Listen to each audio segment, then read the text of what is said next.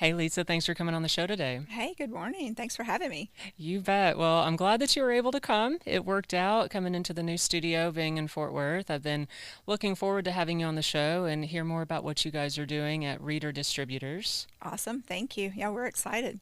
Yeah, well, it's like there's a lot of fuel companies in oil and gas, and they all set themselves apart in different ways. But Reeder seems like a company that sets themselves apart in one way, that you guys have been in business 50 years and Right. you really pride yourself on the hospitality side. Yes, we do. Service is very, very big for us. We pride ourselves in that. And like I said, 50 plus years, that speaks a lot in that industry because it is very competitive.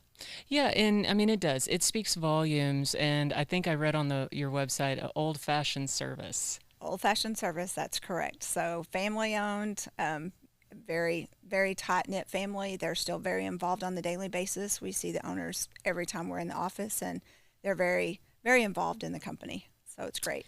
And I think that that's something to appreciate. It's unique because there's so much that's changed in oil and gas. And so to see companies that have been able to withstand all the ups and downs of the industry, all the changes in culture, and really pride themselves on that family unity and that kind of mindset, Right. you don't necessarily see that everywhere anymore. Absolutely, absolutely. And that is definitely something that we all take in.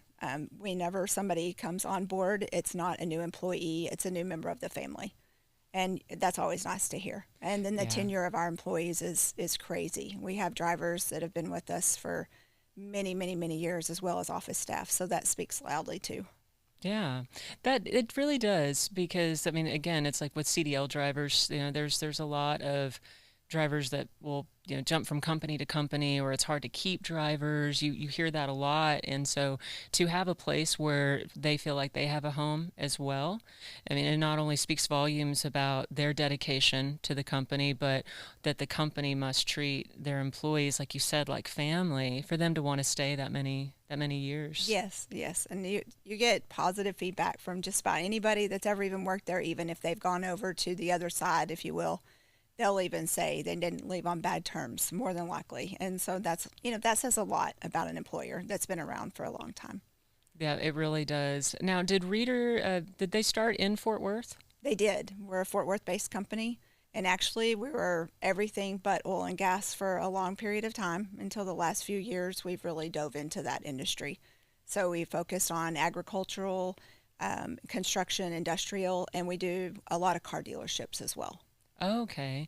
I can see that foundation also with farmers and more of that everyday life. Like with oil and gas industry can be so up and down the fluctuations, but to have that foundation built where it's very local and it has that diverse clientele, but at the same time, those are industries that everyone is using daily and has been really the lifeblood of our country and our livelihood. Yes. And so I can see where that gave it a really great start. Yes, and that is exactly how it all started was a lot of the car dealerships, some construction, but a lot of agricultural as well.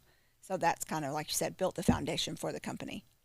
What was it like when you guys branched to oil and gas? Was that when you came on with Reader? I came on 4 years ago actually, and because of my past life with another company, I did have a little bit of the oil and gas experience selling the fuel, but at a completely different level. Just called on rigs, and so that was its own, Hmm. you know, entity, if you will, itself within the industry, just running rigs. But then you've got service companies, construction companies in the oil and gas business that use fuel. There's just so many faucets. And so we kind of branched down at that point. They presented it to me and said, "Hey, would you like to go back out to West Texas?" And I was like, "Oh, goodness." I One don't know about question. all that. Hmm. But no, it's great. I love it. I go out every other week. And so far, it's just been amazing. Well, I love hearing that. 'Cause, West Texas can and take a while to navigate, but once you really learn it and you make it your own, it can be very refreshing, and to know how the the way the Permian Basin functions with networking, with events, with customer service, with really having strong clientele that you take care of on a regular basis, because Sure. fuel is a commodity. Like, you're always having to check on your clients. What do they need? What can they use? Get building more clients. I mean, so it's not anything it's never just to set it and forget it. Right, right. No, it's an ongoing. If we set equipment out, there's, unfortunately pump issues and things like that. The prices change multiple times throughout the day on some days. Other days, it can change up to 2 times a day. So that's just constant communication with your customer, which just builds that relationship and trust, I feel, even more. Mm-hmm. And that brings more value to the customer. Right. When you started going back to West Texas and navigating that part of Reeder, uh, was it easy for you to go from the rigs out into other facets of the industry, or did it take you a little while to cultivate those relationships? So I actually had some challenges just because a lot of my contacts were no longer in the industry because it was Yeah, before COVID. yeah, So I was coming back after COVID. I actually started with Reeder after COVID, and it was a long period of time until I actually came on board because you couldn't go and see anybody, right? right, yeah, So it's hard to introduce yourself and reintroduce a new company, if you will, or I'm sorry, introduce a new company, if you will, and reintroduce yourself. mm-hmm. And at that point, it's kind of like that's hard to do over the phone. Yeah, So I sat back a little bit, waited, and then once the doors actually opened again, I kind of went back out there. But we did an oil and gas show, and that's kind of how we announced ourselves that we're actually in that neck of the woods, so to speak, in the Permian Basin. yeah, And so that was refreshing because we were a new face, a new brand that people mm-hmm. didn't know. And then you see people from your past that are still around, and then of course some have changed and they've changed companies. So it was just like Yeah, reintroducing myself with a new brand, which mm-hmm. was great. So that part was very exciting. And it has taken some time to get there, but I'm a firm believer in build it slow. Show what we have to offer, build that service, build that reputation, build that brand at the ground up, and make it the right way to build it. So that's been very exciting to watch our growth. Yeah, I'm sure it has. And I love how you framed that, because learning, and as long as I've been in oil and gas, I started in the field and continuously worked my way out of the field. But learning the sales and business development side, it's a totally different approach to any position that you have in the industry. Networking and cultivating those relationships, and building the foundation and being a part of that slow growth. Whenever I worked in the field, it was a lot about trying to get the work, do the job as quickly as possible, get to the next job. Right. That is not the mindset when you're in sales and you're developing relationships and nurturing those relationships. Mm-hmm. It is very much about the investment. And so sometimes it's quality over quantity, but I think it's still a struggle within the industry of having that competitive cutthroat mindset compared to working with some of your competitors and being able to call on each other, which you'd mentioned to me before, that is something that you've practiced, which is also refreshing, because there's plenty of work to go around. All kinds of company need your services, and sometimes you need to rely on their help as well. Absolutely. And that is one of the things. So I feel like competition is not competition. It's a way for you to develop more business opportunity because, like you said, I reach out to competitors to help us sometimes. And then in turn, that builds that relationship and trust so they can do the same. Not all of us have assets in every market, if you will. And so if our trucks are busy, then I can reach out to one of my competitors that I've built that relationship and trust with and say, hey, by the way, do you have anybody available today? We have a load that we can't cover. And I have found that to be so beneficial with my book of business because we're passing referrals, we're passing different markets. They may not be in a market that we're in. DFW is one for sure. And I've built that trust and that relationship with a lot of the competition in the Permian Basin that have customers that are in this market in DFW that need help and they don't have assets. So they lean on us as well. So that's been refreshing also. Yeah, I love hearing that because I think the more that we have the transparent communication and that kind of understanding that you can't cover it all, you might not be in every market, or you just can't cover all of the need. Hmm. And so to be able to work together like that, it does create a different tone Sure. within the industry. And so it's more about working together. And I think that, everyone can be more successful that way, opposed to working against each other or trying to hoard your customer base Exactly. or hoard for your company, because there's plenty to go around. Oh, there is, especially where fuel's concerned. Everybody has to have it. And I'm also a firm believer in I'll take a little piece of the pie rather than the whole pie. Right. So that's just my mentality. Yeah. Well, I love that. I think it's a great mentality, and it's something to, really share, because not everyone has that, but it can also be, that fear-based thinking that if you're having a bad quarter, or you haven't developed any new relationships or customers, or you don't have that training, or you're not familiar with oil and gas. I know there's a lot of people that will come into a sales position in oil and gas, but they might not know that much about the industry. And so it's difficult to navigate the industry if you don't know the functionality of it. Absolutely. Absolutely. And that was a challenge for me because I actually had no oil and gas experience when I started selling fuel in the oil and gas industry in the Permian Basin. I had no oil field knowledge whatsoever. So when I was recruited by a fuel company, I was actually selling real estate, got a phone call one day and they said, "Hey, we can offer you this." And I'm like, "Oh my goodness, no, I'm good," and thought about it. And I was like, "Wait, this is an opportunity I want to pass up."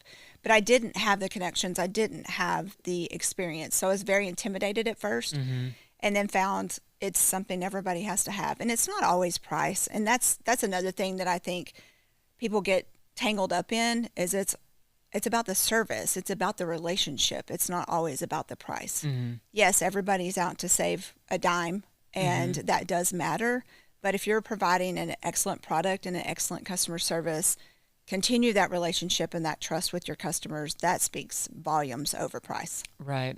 Absolutely. Because especially in oil and gas, you want to be able to rely on your vendors and rely on the people that you can call that are wanting to help you and that are available, that provide that quality service, because someone else might be able to save them money, but if they can't ever get a hold of their sales rep, Sure. or they're not happy with the billing, or whatever it may be. Right. I mean, there's all kinds of hiccups that can happen. Maybe it's the driver, maybe the delivery's late, and so you're saving money, but are you really saving efficiency in your own company process if you can't rely on your people? And so everything needs to work together. So you want a great price, but you also want to be working with a great company culture, and the individual that you're working with as well. Right, right. And I pride myself on that. I'm a firm believer of, I know when I'm dealing with somebody, I want to feel like I can trust that person and that person's telling me the truth. And, it's easy to overpromise and underdeliver. Oh, So yeah. if we can't do it, I'm like, sorry, can't do it.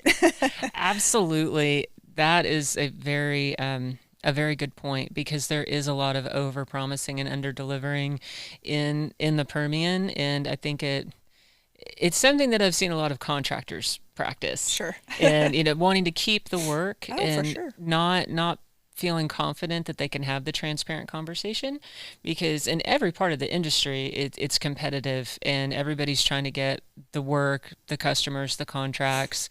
And so sometimes if you don't feel like you have the answer, you don't feel confident in what you're going to be able to do in the future, you'll overpromise and underdeliver, and maybe you'll be successful in the short term, but you're not going to have those long-term relationships. Exactly. Exactly. And that's so important to me because yes, I'm behind the Reeder name, but it's also my name as well. And that speaks volumes because if you ever decide to go to another company, you would like those people to have the faith in you that you're going to be able to take them with you. And that's not always a good mindset to have, but I'm here for the long haul, so I'm not going anywhere. So my Yeah. customers know here's where I'm at and here's where you can find me. So Right. And that's a good feeling. I'm sure it's great for them and then for you because you can look into the future events coming up, shows coming up that you're going to be at where you can introduce yourself to more people. You can see existing clients, you can talk to competitors and continue to build those relationships. And so, one problem that salespeople will have a lot in oil and gas is not having the job longevity.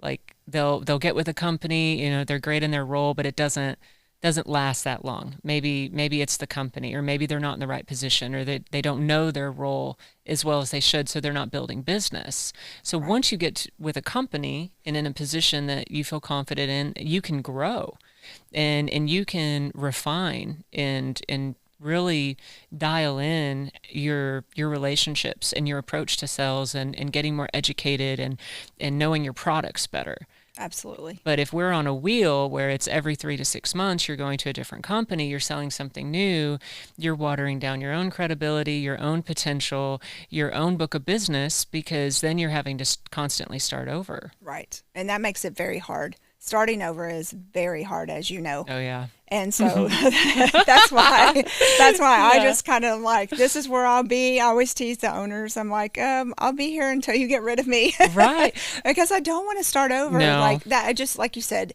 it waters down your credibility. And I think that is huge, especially fuel. When I first started and I was running those rigs, I would always get teased about, oh, you're actually 3 weeks into this, I'm surprised you're back. And so that I was just yeah. like faced with that on a regular basis thinking, oh my goodness, what have I done? What type of career path have I taken? These guys don't even think I'm going to make it a month.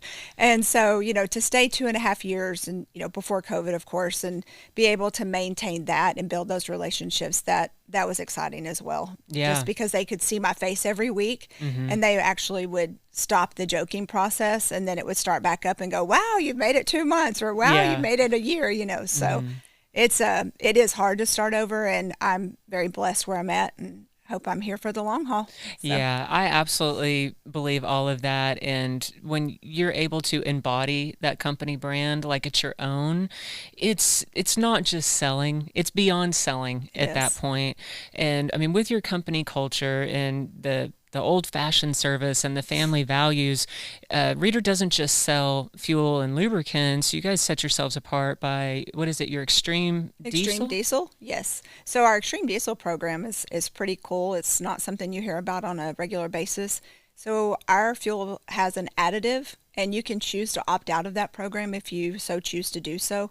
But we treat our fuel with the Power Service products every gallon if you choose that program.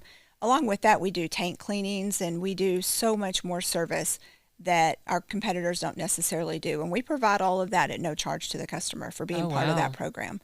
So we sell, that service, that product, and people know Power Services for like the 911 when you have a hard freeze and your diesel freezes up and stops working.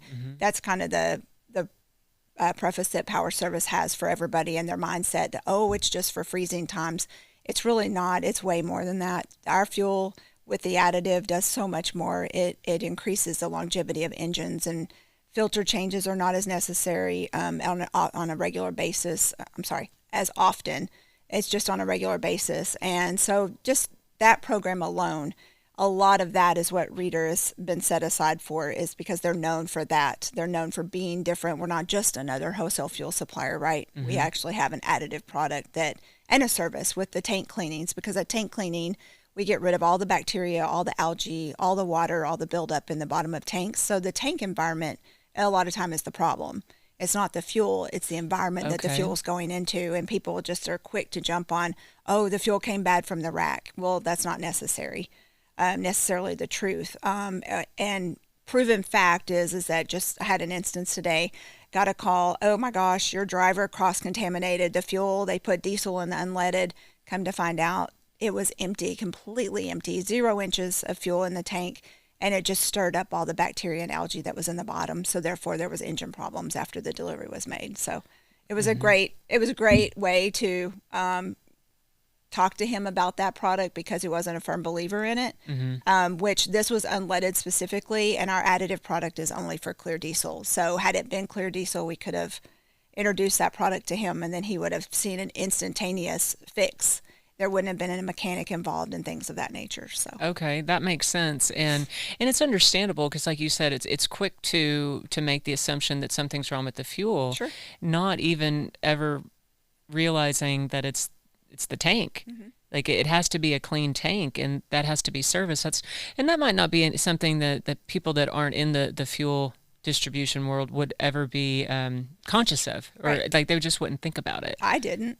I mean, I've never even driven a diesel, so didn't even know 911 existed, and then to get into it and find out that we can actually treat the fuel so you don't have as many issues with your engines and the regens and things like that. I didn't even know what a regen was, Right. so it is, you're right. If you're not in the fuel distribution business and you just have equipment or have trucks, you don't think of the tank itself and the environment that that's creating for the fuel. Because even going down the road, big trucks, they have the saddle tanks.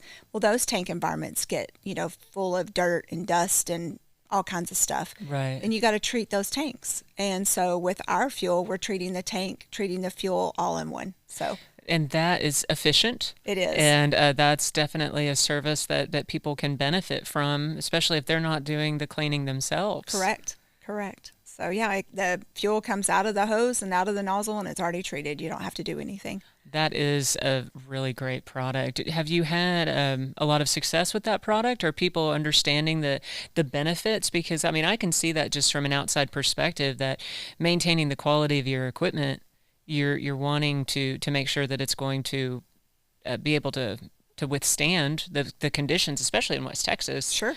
And so having a product like that seems like it would be valuable. Oh, absolutely. So our top customer with the biggest testimony, I'm trying to get them to put that out. So maybe I'll have them contact you and they can do absolutely. that. So I'm trying to get a testimony from them right now. So they were actually getting fuel from 3 major retailers and had 2 trucks go down and just completely, their engines were toast. So we were able to introduce them to the product and actually treat their tank environment on the trucks and start providing them with the additive diesel, with the treated diesel. And they were amazed that there's so much less maintenance that they're having to do now to their fleet. And so it's been just that testimony alone. And there's so many. Of course, we've been in business in so many markets now since we're across Texas, but we have so many testimonies. But my personal testimony that I can share with my customer, they no longer buy at major brands. They're only using our fuel in their fleet, and the maintenance issues have decreased tremendously. It's interesting because a lot of people don't realize the problem or that there's a solution for the problem until they go through something like Absolutely. that. And so you can't attest to it until you've experienced the bad, and then you see that difference. Sure. And so sometimes you have to go through that. Unfortunately, And it's it a really very is costly unfortunate. thing. Yes, I can only imagine. And then like the headache of it all, and trying to figure out what the problem is, and having such a simple solution. Sure, especially when you're getting gas from gas stations and you have for years and years, and then all of a sudden you have these major problems. These big trucks go down, and you're losing time, you're losing money, you're losing efficiency. Your employees aren't working, so it's just a trickle factor. And so just for this product alone, just to be able to stand behind it in this particular circumstance, again, there's so many more, but just in this one, and to hear the feedback that we got was amazing. I'm sure, and very gratifying that Absolutely. you did land with the right company. You aren't just selling fuel. The quality of that really takes it to the next level, and what you're able to provide. Yes. Like I said, firm believer in all of the products. And we also have the lubricants that we do. That's been a new venture for me because I've never sold those before.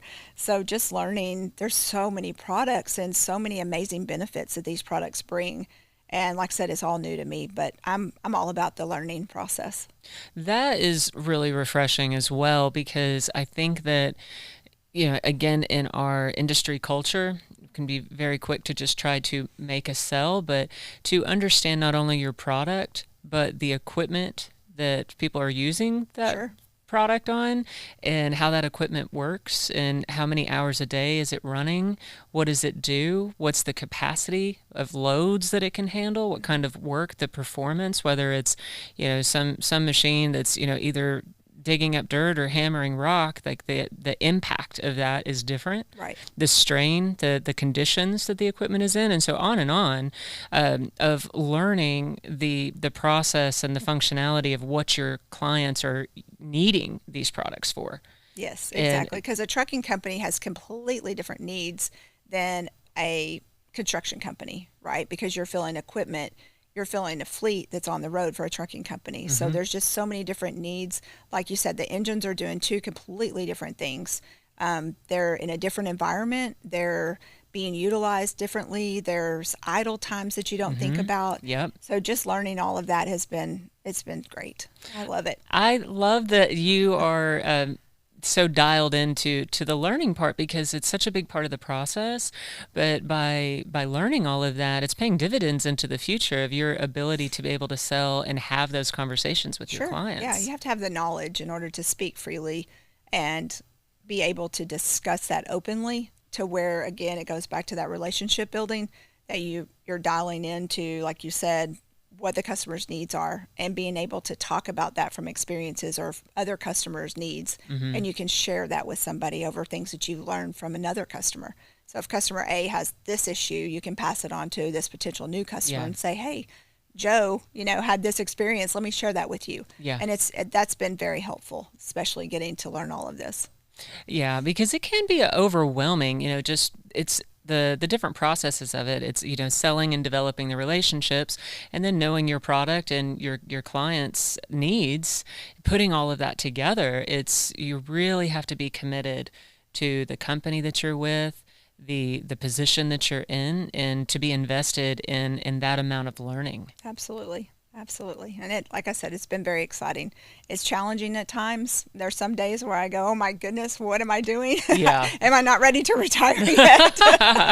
but I love it. I love what I do. And I mean, Reeder is just a firm believer in developing that service mentality, and they instill that in us, and they instill the beliefs of the company and what we're here to do. So, and I do appreciate, the competition again. I mean, that has built my book of business more than I can even explain. Just knowing that I have people out there that depend on me to help them out, and then I can depend on them to help them out. And like I said in the beginning, competition is just another way to grow. Yeah. You don't have to look at it from a negative aspect, because we're all doing the same thing, and at the end of the day, it's all about the customer. Right. Well, and you can all share knowledge. Sure. Because everyone's going to have different experiences and takeaways, and you may have a customer have something happen, and then a competitor have a customer that has a similar issue, and maybe it's something that neither of you are familiar with, and you can work it out, or you can gain wisdom from their experience. And so there's so much that you can tap into when you are willing to have those kinds of conversations. Absolutely. I mean, feeding off of one another's experiences just makes you grow even more in your position. And so, and I really do appreciate those relationships that I've been able to build, and just the growth. And the Permian it's a different animal, we all know. Yes, it is. And like you said at one point when we were talking, I mean, it is unfortunately cutthroat, but if you can just build the relationships, again, not just with customers, but their customers, and it may be a year later, and you hear from somebody that says, hey, I met you through so-and-so, or I saw you at this show, or I saw your booth, or what have you. I mean, just to know that the brand is out there for us is just, it's beyond unbelievable what we've done in such a short time. I believe that. And, that's when I had contacted you. That was part of what had caught my eye. I had seen what the setup that you guys had at the Shale Conference in June, and thought it was cool and a lot of fun. And it was very eye-catching. And then I kept seeing posts from you and Reeder on LinkedIn. And with what I do, I'm always looking at, brands that are either very developed, and what can I learn from them, and if there's, partnership where I can be a part of what they're doing, that's been rewarding. But then also brands that are maybe underserved, that they're trying to get off the ground. They've got business, they've got skill, they've got the setup, but no one knows who they are. And so everyone is at a different place in their journey. Right. But I think that, for me, when I kept seeing your affiliation with Reeder, it stood out to me because I was getting the impression, and I think that I was right, that you come from a place of confidence in what you're selling, and you have a supportive company atmosphere. Absolutely. Those two things are huge. I do. Yeah, they kind of work together. It helps. Do, because if you're confident in your role, but you don't have the supportive company, those are two opposing forces. Sure. Or if you're not confident in your knowledge and what you're selling, and your competitor is, then you're feeling threatened. Absolutely. And so there's not that exchange of positive energy. Right. Then you're just trying to survive, and you're trying to find other ways of presenting your business, or getting customers, or trying to make it work at a company that might not be the right fit for you. I've seen it all. I've experienced some of it, and I can see the difference in the way that you present yourself. That if you're not confident in yourself or your company, your message is different. Mm-hmm. But when you have that open, calm, approachable energy that you're giving and receiving, and that your brand is solid, that what the service that you're delivering is true. Because if you are trying to deliver quality service, but your company doesn't actually provide quality service, you're only going to get so far. Absolutely. So, I feel like in the short amount of time that I've been in this part of the industry, as far as branding and podcasting and all of that, I do continue to see the growth in Reeder. Oh yes, we've grown a lot, and it's really been about 3 years, and so our book of business out there has just grown so fast. But I want to say too, growing fast is not always the best way. Mm-hmm. So we chose to do it slowly. And then this past 6 months, it just seems like we've gone gangbusters. Okay, yeah, I agree with that. But I think sometimes, yes, slow growth is necessary, but once you find your process and everything is aligned, you can streamline a little bit, and it'll start taking off on its own. Exactly. And because you're starting to attracts like. Mm-hmm. And so now you've got quality service, you've got the product, your layout is set, and then things are starting to happen a little bit more automatically. So then you need to be ahead of the game with your knowledge and your ability to stay in communication with your current customers, as well as getting new customers, seeing what's coming up, what events are you going to be a part of. And so it's a constant fluctuation of pulling from the knowledge of what you've learned, what's ahead, and managing what you've got going on right now. And you do that on a personal level and then on the company level. Right. So when everybody's aligned, it does seem like it will just take off like gangbusters. And it has. And we're finally there, and we're so happy. That is exciting. I'm excited for you. And I mean, it seems like everything is doing really well at Reeder, and like you said, you go out to West Texas every couple of weeks. About every other week that's my hopes every month. But sometimes it works out, sometimes it doesn't. But I'm out there at least 2 weeks a month. So sometimes back to back. I try to do it every other week. That way I can handle my customer base here in the Metroplex, and then I also have customers in South Texas, San Antonio, McAllen. So kind of all over the place, but the Permian right now is my main focus. So I'm out there at least 2 weeks a month. Yeah, I'm kind of doing something similar now that I'm in North Texas, but I still have clients and guests that'll be featured and will be on the show in Midland. And so trying to come up with that schedule. I don't think it always works out like that. Yeah, it would be nice. It would be, in a perfect world, because then you could really stay on top of that structure. But being able to be fluid with it is important also, because it's an ever evolving industry, and it also changes quarterly, seasonally, depending on what's going on. And so being able to move with it and to navigate those different courses, I think, is important. Oh, for sure. And there's wisdom along the way with that as well. Yes. So, and I try to plan it out. Of course, we are doing more shows now out there. We try to be involved. Don't do a lot of the networking things just because of time. But we are doing a lot of shows and clay shoots and things like that, which again, just brand recognition, keeping out there in front of everybody, and it pays off. Yeah. No, absolutely. I love that. I do think those events are a great way to, like you said, build the brand, maintain the brand, and meet that customer base. Sure. There's a lot of different ways to network, and I think once you find what works for you and you get to hone in on that and refine and just to have that to look forward to, you're not reinventing the wheel. Right. So Yeah. that seems to be working for you. Well, It is. what would you say you're most excited about for you and for Reeder into the future? We are just focused on growing that market right now, and that's we have Houston, Austin, San Antonio, of course Dallas, Fort Worth. So we're really expanding throughout Texas, but that market out there, we know that it's a very challenging market. So we've really dove into the time and effort to focus out there. So the most exciting thing that we have going on is that we continue to build, and as we continue to build, that just gives us abilities to add more assets, which is always exciting for the company. Yeah, absolutely. I love that. At the Permian, as long as I've been in West Texas, I've always seen the evolution and the need for more innovation and service. And I think when you find that, when you find you're the solution to the problem, or you can insert yourself and help the industry grow and become better, again, like with your diesel program, like that's hugely beneficial Sure. for a lot of different types of companies in the Permian Basin. So I look forward to watching your growth and watching the growth of Reeder, and I appreciate you coming on the show today and talking about it. Well, thank you for having me. It was very fun. I was Yeah. very nervous, but it was great. No, you did awesome, and it was really great talking to you, and I am looking forward to seeing what you do, and it was refreshing hearing how you guys do it differently. Well, thank you. Thank you. And thank you everyone for watching Power of the Permian. We'll see you next time.